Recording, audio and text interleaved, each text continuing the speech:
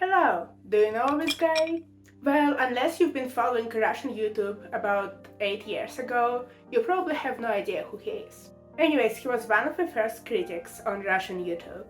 He was dissecting the personalities and videos of popular bloggers on Russian YouTube at that time.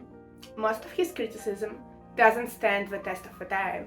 It appears to be very superficial and way too aggressive, compared to bloggers who weren't actually hurting anyone, they were just recording their silly, funny videos. However, this guy started a trend of criticizing popular and not so popular bloggers for their content, for the ideas they promote, and for the way they edit their videos, for the way they film, and so on and so forth.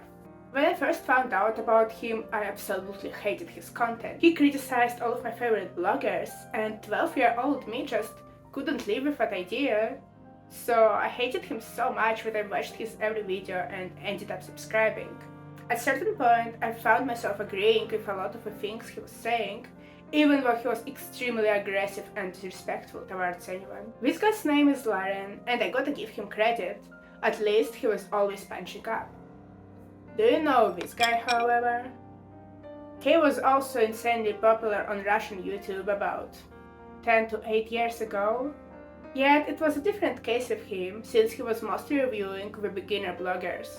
He was mostly reviewing children from 12 to 16 years old who only started making their first videos, and he was criticizing them very harshly, making fun of the way they film their videos, of the way they speak, the topics they choose for their videos, and in general, pretty much anything you can make fun of in the beginner's video. Criticism, looking back at it, was never actually valid, it was just making fun of children. Yet me and my friends at school, we always loved him. And these are most likely these bloggers who put the idea of being ashamed about my videos in my head. Even though none of them are popular anymore, and Larry even makes pretty normal content now, he doesn't really hate on anyone anymore. Their voices still live inside my head, and they still criticize me for everything I do. Now, toxic Russian YouTube might not be the only one to blame for the way I criticize myself. However, the popularity of those very aggressive and toxic critics certainly played a role. I recorded my first video about a year and a half ago. I think it was about Atsush's character in Bungo Stray Dogs. I even half edited it. It was way more creative than videos I record now. It actually had different camera angles, change of costumes, and so on and so forth. I even edited about half of it, adding different music, fonts, all the cool transitions, and so on. However, I never released that video. Why? Because I just stopped liking it at some point. All the ideas I implemented there just seemed not creative enough. The things I said there sounded way too obvious, and the way I said them was way too vulnerable, way too personal. People are not gonna like it, they're not gonna be interested in it. Who cares? They all just want content. No one wants to know what I think about anime. And I look so frustrated on camera, I look so lost. I had to repeat every sentence 3 times before I could actually say it correctly. Everyone will be able to tell that I'm extremely scared of recording. Everyone will be able to tell that I'm an imposter. I'm not a blogger and my thoughts don't matter. I don't have anything original to say. And it must be some personality fault of mine if I believe that my thoughts are important. That's what the inner voices of critics inside my head said, and I believed them. And that video never got released. The next video I recorded in about 6 months. It was about Tokyo Ghoul and Kenneke's character.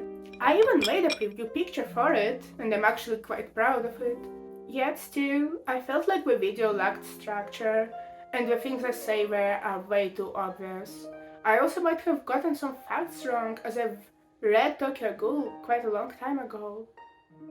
No one would likely watch this video anyway, so why even bother? Why risking being vulnerable and making a mistake when I don't really have anything to gain? I don't think I can even remember all of the videos I recorded but never finished editing. It's all because I got so tired of criticizing myself for every word I say, but I just wouldn't be able to tolerate criticism from anyone else. On a side note, I also find it extremely hard to edit my videos, as I just don't like seeing myself on camera.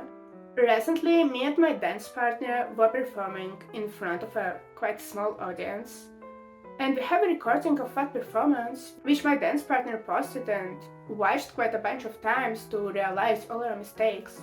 I could never bring myself to watch it. I just hate looking at myself, hate seeing myself on camera. It seems so wrong. Everyone else behaves authentically and doesn't seem to make a mistake ever, and even when we do, we seem so confident about it, so untouched, and I just seem weak and vulnerable.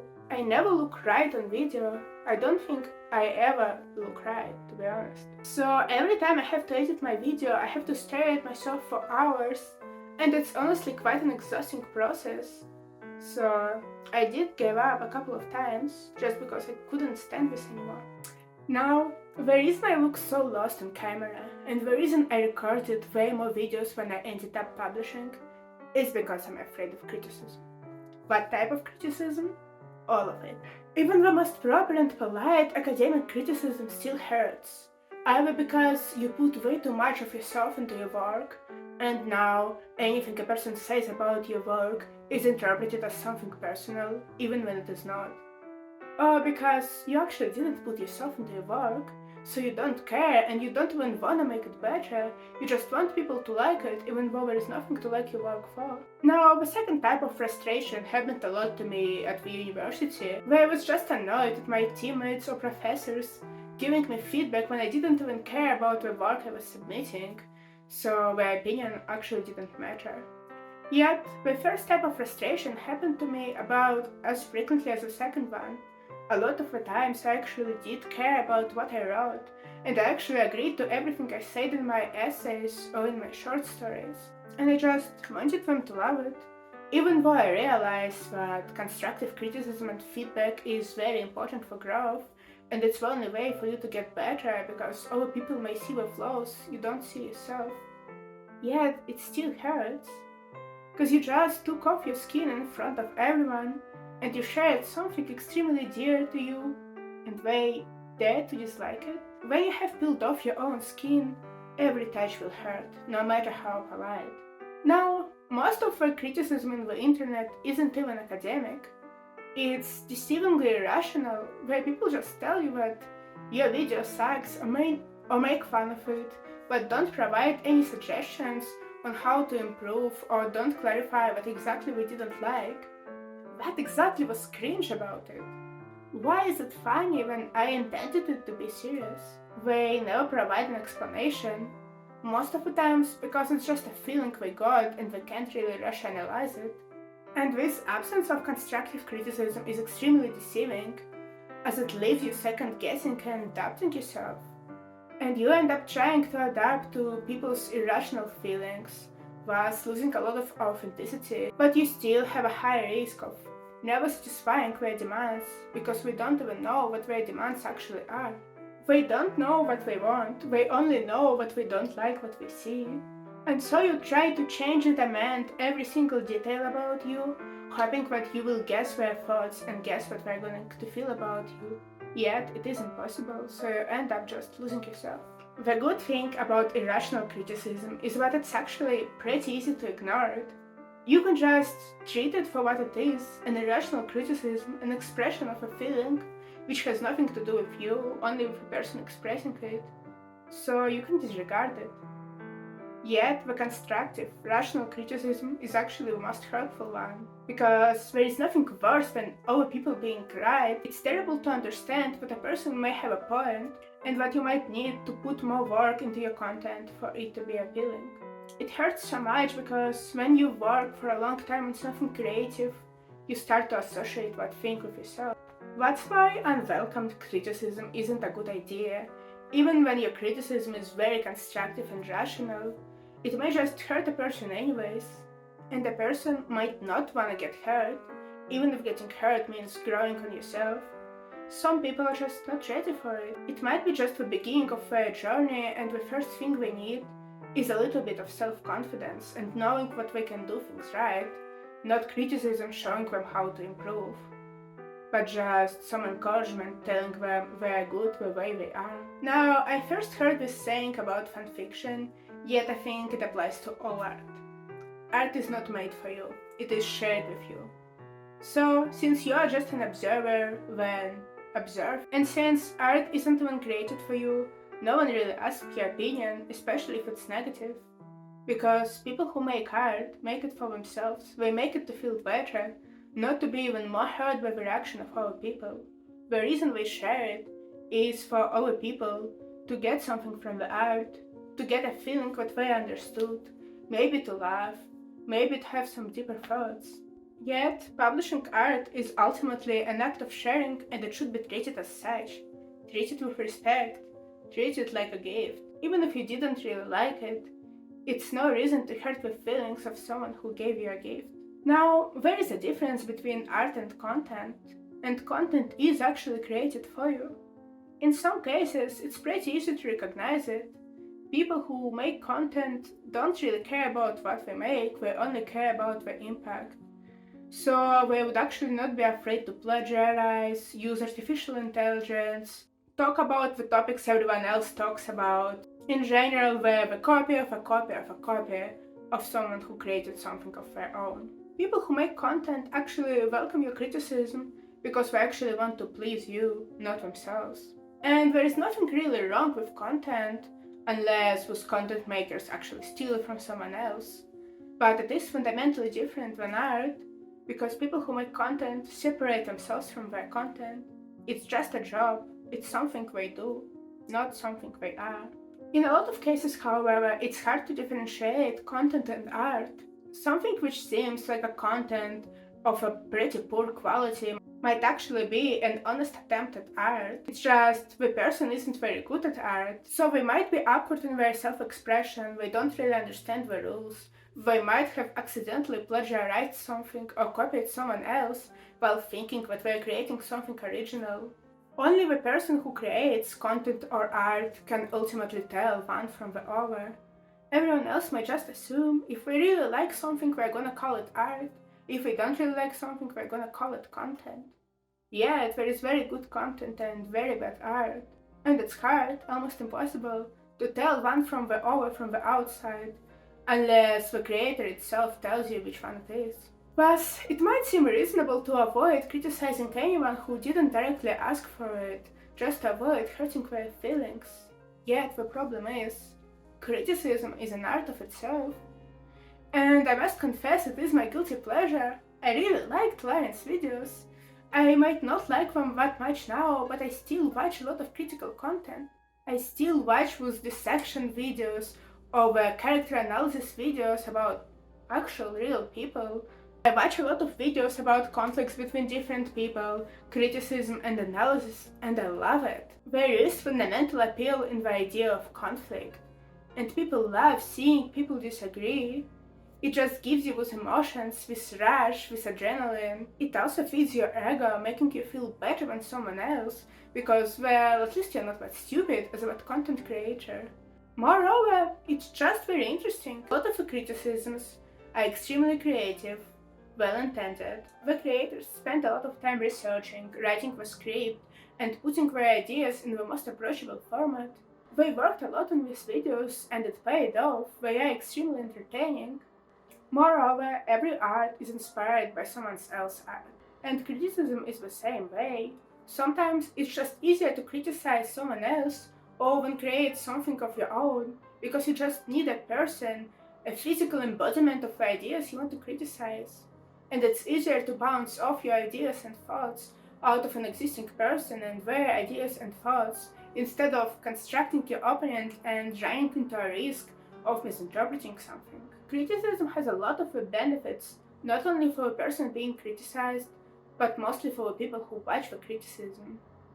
And unfortunately, even though it hurts, criticism is extremely natural and honestly entertaining. Some people say that it's okay to criticize someone as long as you do it on your own platform, yet I don't believe it helps a lot, because a lot of the artists are insecure and they're going to Google their names, and even if they don't, When someone is criticized and people really like the criticism, the artist is going to find out about it one way or the other. So there is really no way of not hurting the artist when you criticize them. Yet, you might feel the need to criticize, and you deserve the right to do so, because it's your right to create art inspired by someone else. Criticism hurts so much because it's terrifying to think that other people have an opinion about you. You occupy some of their thoughts, and this opinion is not positive. It seems inherently dangerous. It seems like you're just not worth being loved. Yet, on the other hand, you may treat criticism as inspiration. People got inspired by your content to create their own content. Even an elaborated YouTube comment identifying the faults of a video is art of some sort, because a person put a lot of thought into writing the comment, into expressing their ideas. They might have realized something about themselves while writing it, and they certainly helped other people. They entertained them with a comment, and maybe they helped them realize something about themselves too. I found only one way to deal with my inner critic who keeps telling me that other people aren't gonna like my content and that they're gonna criticize me for it. Well, yes, they will. So what? It's actually amazing if they do, not because the criticism is going to help me grow. Right now, I honestly don't care, I just want to express myself the way I want to, and I don't think I'm very open to advice on how to improve. Yet, if people criticize me, it helps them first and foremost. They create something of their own, they express their ideas, they come up with something funny or something deep, they create art and contribute to the discussion. And discussions are amazing. Moreover, the more people criticize someone, the more likely they are to make a video about that person. And I'm gonna watch it and absolutely love it, because I love all criticism content. And since I'm no different than internet critics, and I actually love the criticisms of other people, it would be hypocritical to try to avoid criticisms of myself. The easiest way to get out of that mental trap is to just assume that other people aren't criticizing me because of me, or even because of my art. They are doing it for themselves and for their own self-expression, and who am I to interfere with it? If you can't stop people from criticizing you, then stop caring about it, and don't take their advice until you feel like you're ready for it. To all my unreleased videos, I'm sorry. You didn't deserve such treatment. You are important even though no one ever saw you. And I will remember you because you made me who I am, even though no one knows you existed. Well, now I guess some people know. I might not be able to express everything I feel about you, but one of my favorite writers, Platonov, certainly can. So I want to end this video with his quote. His forester father had left him a library of cheap books by the less read, less important, and most forgotten of authors. He used to say to his son, but life's decisive truths exist secretly in abandoned books. Bad books, in his view, were like unborn children who perished inside their mothers because of a disparity between their too tender bodies and the worst harshness, which penetrated even a mother's womb. If even 10 such children survived, they would make man into a triumphant and sublime being, he had said to his son in testament.